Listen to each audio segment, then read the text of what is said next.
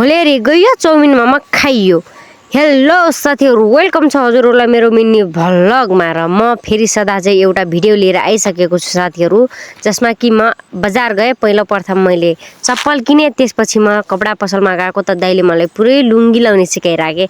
अनि भिडियो बनाएको थाहा पनि भएको थिएन, लज्जाले भुजुक्क हुनुभयो दाइ।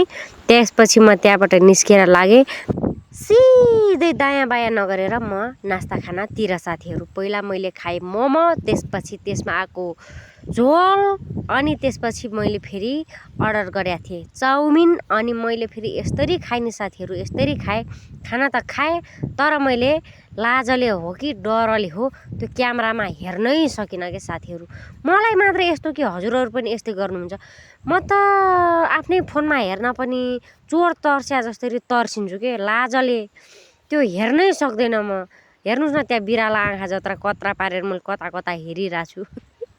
त्यसपछि त्यहाँ खाइसकेर लाग्यौँ आमा छोरा फेरि गाउँ घरतिर आउने ट्याक्सीमा बस्यौँ। अनि फेरि आमा छोरा चल्यौँ त्यहाँ, किनकि आमा छोरा मात्रै थियौँ।